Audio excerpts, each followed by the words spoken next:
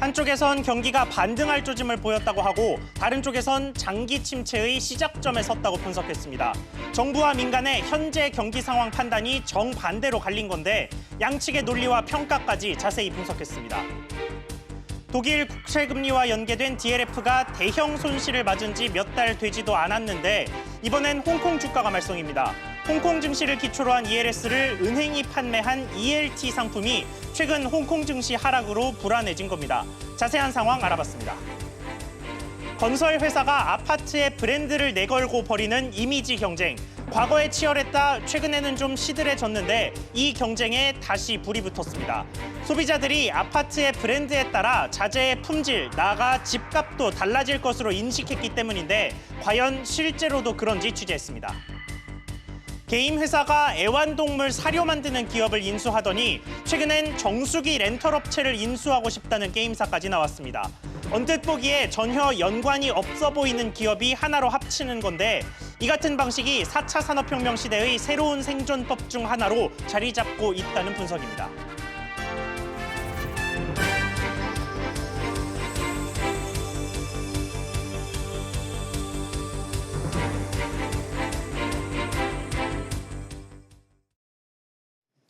여러분 안녕하십니까? 최근 이호승 청와대 경제수석의 말이 언론의 문매를 맞았습니다. 우리 경제가 선방하고 있다라는 진단이었는데 정부가 안일한 인식을 드러낸 것 아니냐는 비판이었죠. 보통 경제 상황에 대한 평가는 정부와 민간 또 전문가들 사이에서도 인식차가 있기 마련입니다만 최근 들어 각종 경제 지표들, 특히 경기 침체 여부를 놓고 갑론을박이 끊이지 않고 있습니다. 먼저 정인아 기자가 최근 경제 상황에 대한 이 인식차를 짚어봤습니다. 문재인 대통령은 첫 경제장관 회의를 주재한 자리에서 민간 투자 상황에 대해 긍정적으로 평가했습니다. 신산업 분야에서 투자를 대폭 확대하고 있습니다. 우리 경제에 아주 좋은 소식입니다. 이주열 한국은행 총재의 진단은 다소 달랐습니다. 투자 부진이 지속된 가운데 소비 증가세가 약화되었으며 정부 내에서도 경기에 대한 인식차는 드러납니다. 기획재정부는 10월 경제동향에서 내년도 반도체 경기의 회복을 전망한 반면 국책연구기관인 한국개발연구원은 반도체 경기를 낙관할 수 없다는 데 무게를 뒀습니다. 향후 경기 전망에 대해서는 민간 전문가들 사이에서도 의견이 엇갈립니다. 지난 한 2, 3년 동안 경기가 쭉 하강 국면을 이어가고 있고요. 경기를 반등시킬 새로운 요건들이 대외적으로, 내내적으로도 보이지 않습니다. 세계 경제가 또 올해보다는 내년도에 좀 좋을 거라는 점 등 고려하면은 조금이나마 반등할 수 있는 가능성이 경제 상황에 대한 인식차가 커질 경우 소모적인 갑론을박과 정책적 오류로 이어질 수 있다는 우려가 커지고 있습니다. SBS CNBC 정인아입니다. 같은 경제 지표를 놓고 같은 경제 상황을 바라보면서 왜 이런 시각차가 나타나는 걸까요? 관련해서 취재기자와 이야기 이어가겠습니다. 이한승 기자 나왔습니다. 자, 이 기자. 네. 이 하나의 경기 상황을 두고 정부나 민간의 이 시각차가 너무 크다 이런 생각은 좀 드는데요. 네, 사실 일반적으로 봤을 때는 민간에 있는 기관이나 전문가보다는 정부가 조금은 더 낙관적인 평가를 내리는데요. 대통령이나 정부 입장에서는 위축되는 경제 심리를 개선하기 위해서라도 이 과도한 불안감을 키우기보다는 이 긍정적인 측면을 강조해서 국민들을 안심시킬 필요가 있기 때문입니다. 하지만 민간에서는 그럴 필요가 없기 때문에 갖고 있는 데이터나 자료를 갖고 분석하고 또 결과를 도출하다 보니까 이렇게 정부와는 온도차를 보일 수밖에 없는 상황들이 벌어지고 있습니다. 자, 그런데 앞서 리포트를 보니까 이 민간 전문가들 사이에서도 좀 경기 판단이 달라진 것 같기는 하던데요. 네, 앞서 민간 전문가 두 분의 말이 다른 것을 알 수 있었는데요. 사실 이 경기라는 것은 등락을 반복을 합니다. 예. 최근에 정부가 이 경기 정점으로 꼽은 시기가 2017년 9월이었으니까 지금은 경기가 하강하는 이 수축기가 25개월째 이어지고 있다라고 볼 수 있습니다. 예. 그런데 지금까지 역대 평균 이 수축하는 기간을 따져보니까 한 18개월 정도로 계산이 됐거든요. 그런데 지금 25개월째 이어지고 있으니까 이제 슬슬 이 바닥을 찍고 근접할 것이다라는 것이 이 반등론자들의 주장입니다. 하지만 반대로 최근 경기 변동 주기를 봤을 때 지금 보시는 것처럼 경기 변동 주기가 다 개월수가 조금씩 차이가 있다는 것을 알 수 있죠. 그만큼 불규칙하고 현재는 미중 무역 협상 타결 가능성 외에는 별다른 큰 호재가 없기 때문에 반등할 것이라는 예측은 무리다라는 반론도 나오고 있습니다. 이 경기라는 게 아무래도 예측의 영역이기 때문에 이 전문가들 사이에서도 시각차가 나타나고 있습니다.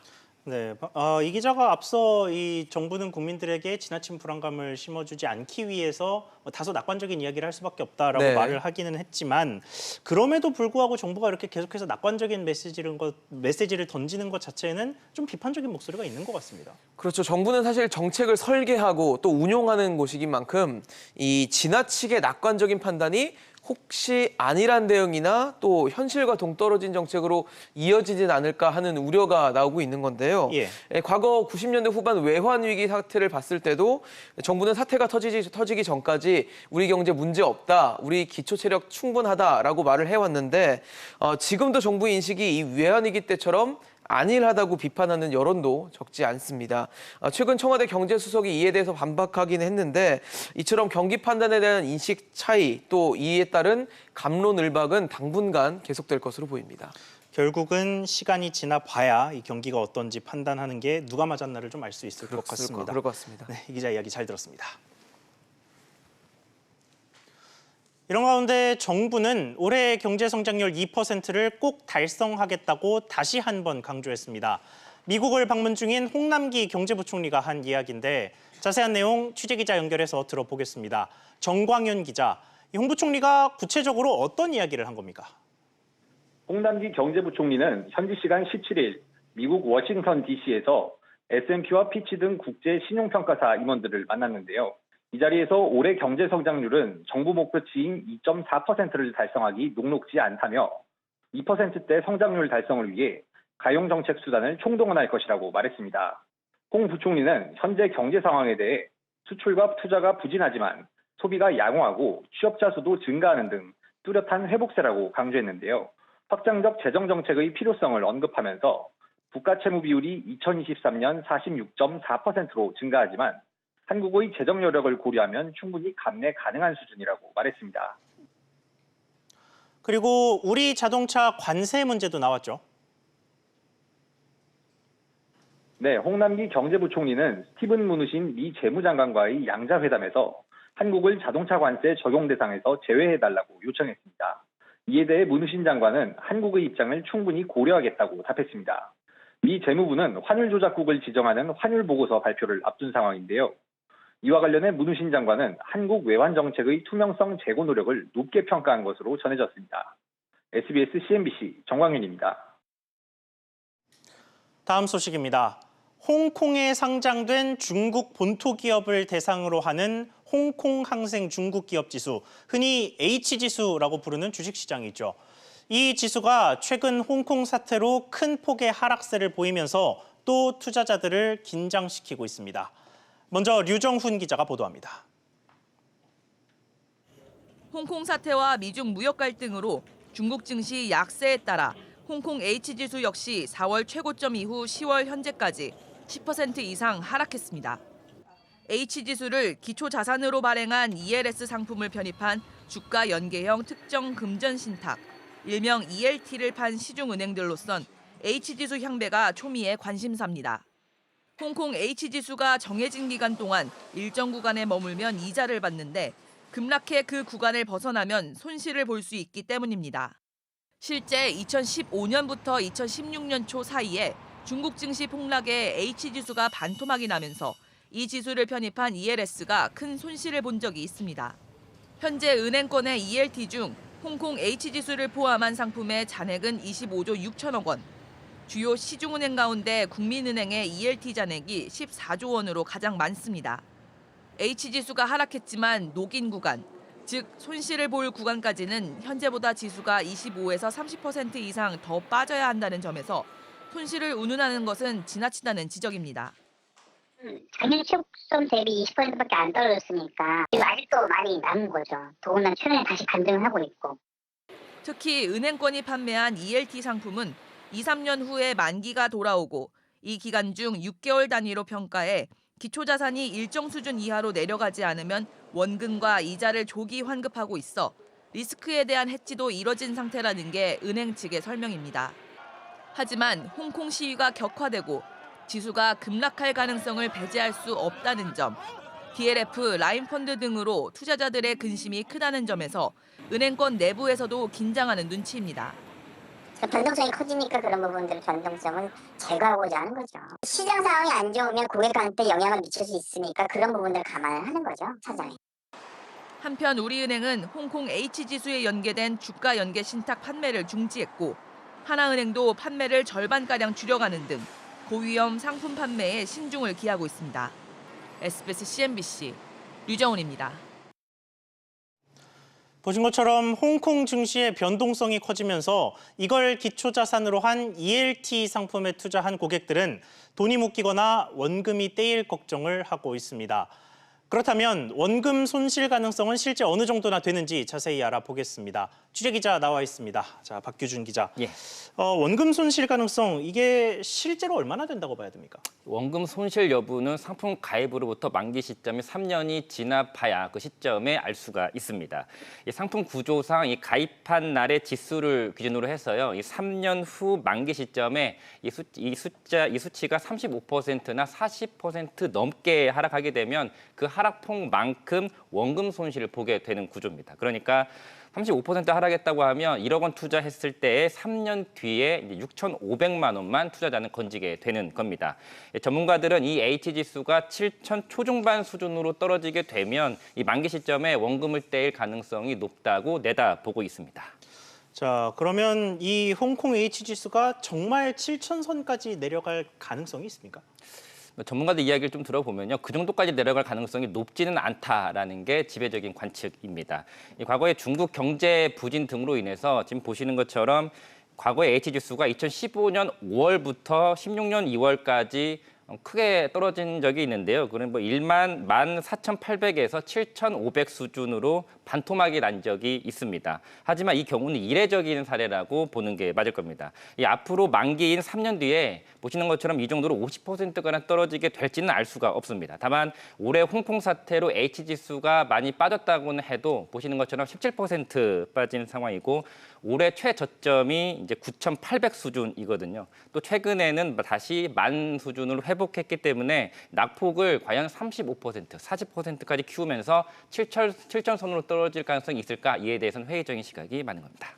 그렇군요. 확실히 좀 소위 말하는 범퍼가 좀 있어 보이는데 만기 때 그래서 지수가 회복이 되면 원금 손실 우려 없이 약정된 수익률을 받을 수가 있는 거고 그런데 지금 현재는 돈이 계속 묶이고 있다면서요. 이거는 무슨 말입니까? 우선 만기가 계속 미뤄지게 되면 최대 3년 동안 돈이 묶일 가능성이 있는 그런 상품입니다. 이 상품 구조상 ELT는요, 6개월 단위로 해서 H지수를 평가해서 이 지수가 정해진 기준선 밑으로 떨어지게 되면 계속 6개월씩 최장 3년간 묶이게 되는데요. 일반적으로 가입 시점의 H지수가 6개월 뒤 그리고 1년 뒤 시점에 10% 넘게 이 지수 숫자가 빠지게 되면 그 뒤 계속 6개월씩 상환 시점이 미뤄지게 됩니다. 물론 또 반대로 6개월 사이에 지수가 정해진 기준선 위로 반등하게 되면 조기 상환할 수도 있습니다. 다만 최근 H지수가 아까 보신 것처럼 최고점 대비 17%가량 떨어졌기 때문에 조기 상환이 계속 불발이 되고 돈이 계속 묶여 있는 그런 상황입니다. 그렇군요. 박 기자 이야기 잘 들었습니다. 투자자들의 불안감은 앞서 보신 홍콩 지수와 연계된 상품뿐 아니라 전체 ELS 상품으로 번져가고 있습니다. 국내 금융권의 전체 ELS 상품 자체가 인기를 끌지 못하는 상황인데 자세한 상황 김성현 기자가 취재했습니다. 본래 증가세였던 주가 연계증권 ELS 발행액이 3분기에 감소로 전환됐습니다. 3분기 ELS 발행액은 모두 17조 9,752억 원으로 전분기였던 2분기 발행액에 비해 35.3%나 급감했습니다.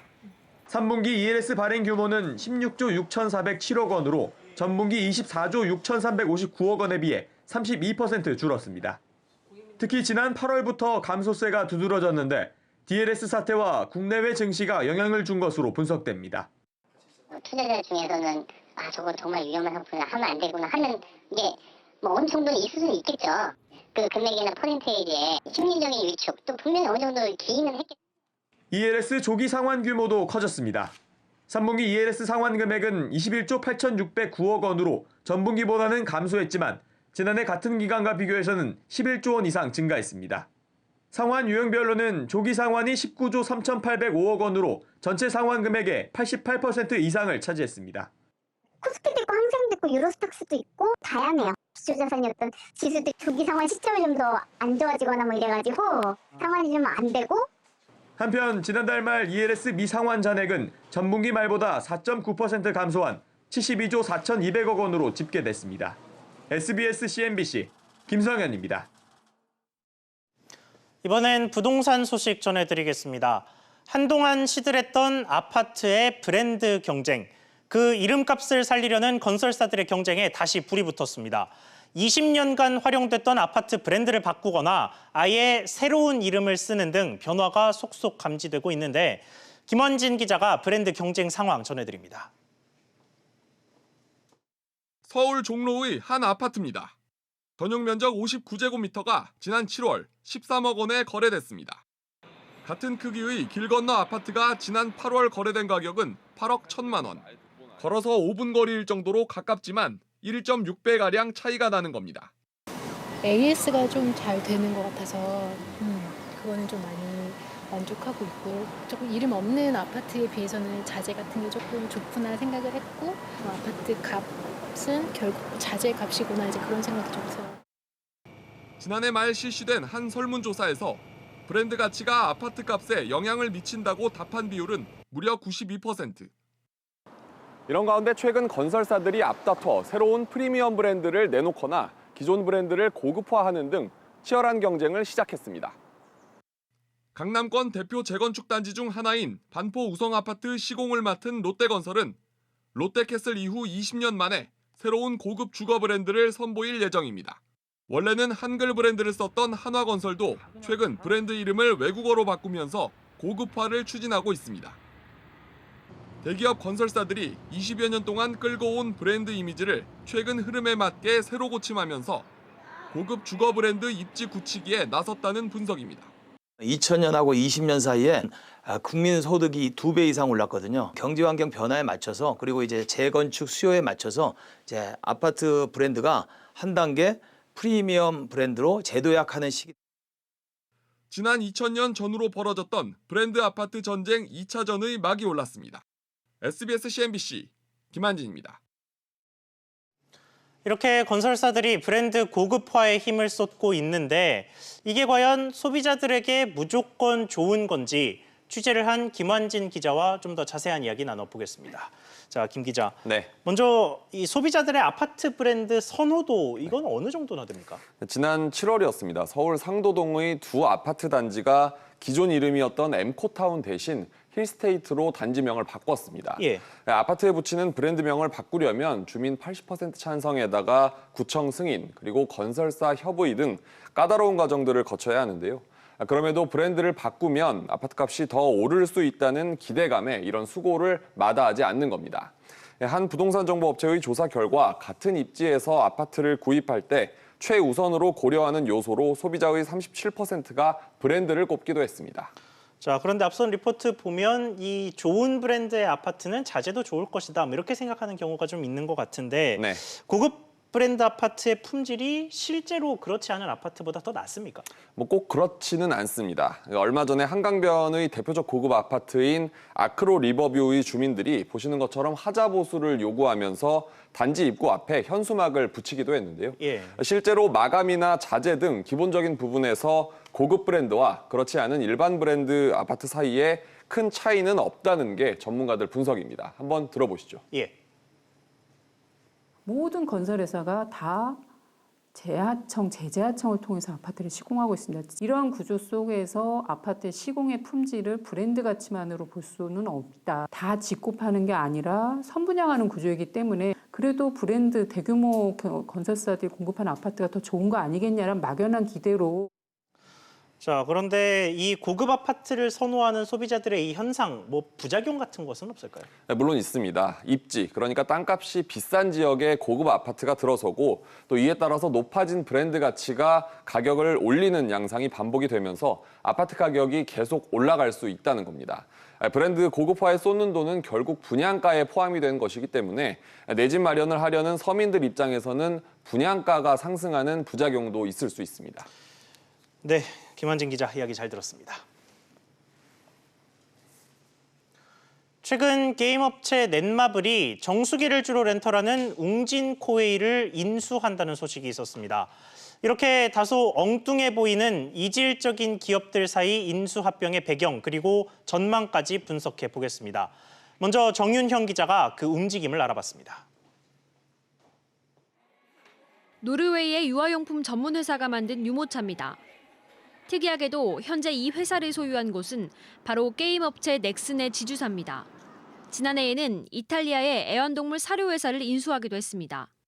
이종 산업 간의 M&A를 하는 이유는 현재 업종에 대해서 성장의 한계를 느꼈을 때 미래의 성장을 확보하기 위해서 그드 산업을 발판으로 해서 보다 더 높은 성장을 하고자 하는 의도를 가지고 하는 것입니다. 이종 산업과의 M&A를 통해 완전히 새롭게 변신한 기업도 있습니다. 바로 두산그룹입니다. 두산은 맥주 등 소비재 중심의 대표 회사였습니다. 하지만 2000년대 들어 한국중공업, 고려산업개발, 대우종합기계 등을 인수하며 이제는 그룹 자체가 중공업 기업으로 탈바꿈했습니다. 섬유회사가 모태인 SK의 경우 과거 인수한 석유, 반도체, 통신회사를 그룹 주력 계열사로 성장시켰습니다. 이종산업 간 M&A는 다소 엉뚱해 보일지 몰라도 나중에는 기업의 운명을 좌우하는 신의 한 수가 되고 있습니다. SBS CNBC 정윤영입니다. 최근에는 이 같은 이종산업 간 결합이 더욱 활발합니다. 이 같은 결합은 결국 살아남기 위한 기업들의 전략인데 특히 4차 산업혁명이 이 같은 결합을 촉발하고 있다는 분석입니다. 이어서 윤성훈 기자의 보도입니다. 서울 송파구의 한 주유소입니다. 이 주유소는 여느 곳과 다른 점이 있습니다. 휘발유만 파는 것이 아니라 전기차를 대여하고 충전도 할 수 있습니다. GS칼텍스가 지난해 전기차 공유업체인 그린카의 일부 지분을 확보하면서 선보이고 있는 주유소의 변신입니다. 이제 바로 옆에 충전하는 곳이 있다 보니까 바로 충전도 가능하고 이용할 때도 어느 정도 채워놓고 갈 수 있으니까 그 점에서는 장점으로 훨씬 다가오죠. 건설업계도 단순 제조업을 넘어 새로운 서비스 산업으로의 변화를 모색하고 있습니다. 빅데이터가 그 매개가 되고 있습니다. HDC 현대산업개발이 지난해 부동산 포털업체 부동산 114를 인수한 것이 대표적인 예입니다. 부동산 114의 빅데이터를 기반으로 해서 금융 서비스 그리고 부동산의 운영 관리 더불어 컨설팅 분야까지도 저희가 다양하게 시너지를 낼 수 있는 활동들을 모색하고 있습니다. 기업들이 M&A를 통해서 확보를 하고 새로운 사업을 만들어가고 있습니다. 이런 M&A에 실패하면 4차 산업혁명에서 낙오하기 때문에 적극적인 M&A, 오픈 이노베이션을 추구해야 된다고 봅니다. 4차 산업혁명이라는 큰 변화에서 살아남기 위해 이종산업 간 결합은 더욱 가속화될 전망입니다. SBS CNBC 윤성훈입니다. 온라인 체험 후기나 광고를 보고 탈모 방지 제품 구입하시는 분들 많으시죠. 그런데 이렇게 온라인에서 판매되는 제품들은 의약품이 아니기 때문에 효과가 검증되지 않은 제품이 대부분입니다. 허위, 과대 광고가 많다는 얘기입니다. 김성훈 기자가 보도합니다. 인터넷 검색창에 탈모 방지를 입력해봤습니다. 샴푸부터 영양제까지 탈모 방지 문구가 들어간 제품 광고가 쏟아집니다. 대부분 치료 효과가 검증되지 않은 기능성 화장품이거나 건강기능식품들입니다. 두피나 모발을 보호해주는 성분 그런 것들이 있기 때문에 그 자체가 해로운 것은 아니지만 치료제라고 허가받은 것은 아니다. 마치 탈모 치료 효과가 있는 것처럼 오해해서는 안 된다.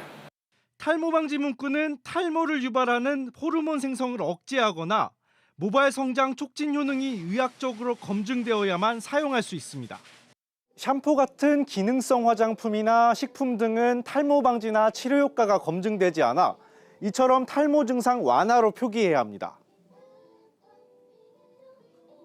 식품의약품안전처는 온라인에서 판매되는 일부 탈모 제품 광고에 문제가 있다는 것을 알고 있지만 우후죽순처럼 쏟아지는 광고를 일일이 단속하기는 현실적으로 어렵다는 입장입니다.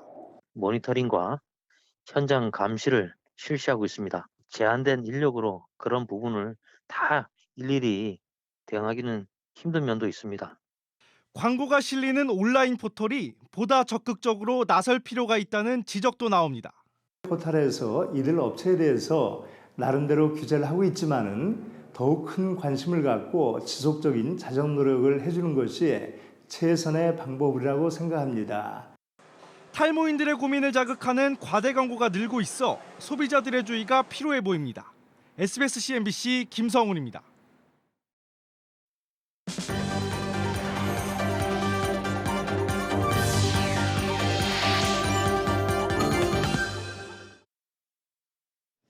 경영비리 사건으로 징역 3년의 실형을 받은 신격호 롯데 명예회장이 검찰에 형 집행 정지를 신청했습니다. 신 명예회장 측은 97세로 고령인 점과 중증 치매를 앓고 있는 점을 감안해달라는 내용으로 어제 서울중앙지검에 신청서를 제출했습니다. 검찰은 다음 주 안에 심의위원회를 열고 신청 허용 여부를 결정할 예정입니다. 쌍용자동차가 11분기 연속 적자를 기록했습니다. 쌍용차에 따르면 쌍용차의 3분기 영업손실은 1,052억 원으로 지난해 같은 기간과 비교해 적자 규모가 5배가량 늘었습니다. 이딴 사모펀드 사태에 투자자들의 분노가 커지고 있습니다. 소위 깡통이 된 금리 연계 파생 결합펀드 DLF의 충격이 가시기도 전에 한 사모펀드에 투자한 돈을 제때 돌려받지 못하게 된 겁니다. 몇 년 새 사모펀드 시장은 급성장한 반면 허술한 투자자 보호 장치가 피해를 키웠다는 목소리가 높아지고 있습니다. 경고음이 높아지고 있는 사모펀드 시장의 문제점, 오늘 밤 11시 취재 파일에서 짚어보겠습니다.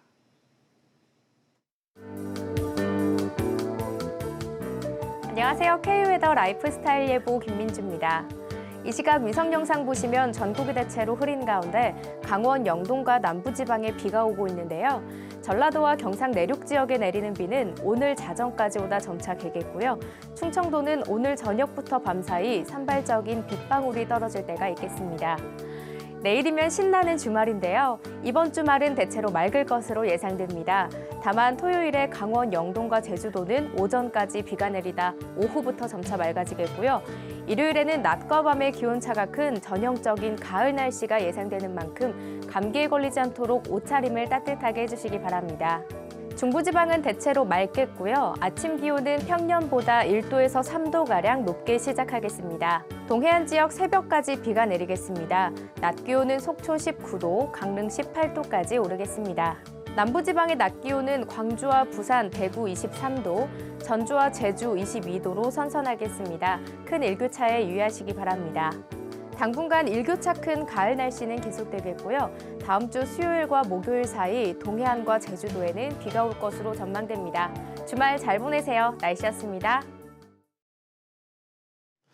오늘 저희가 준비한 소식 여기까지입니다. 시청해주셔서 감사합니다.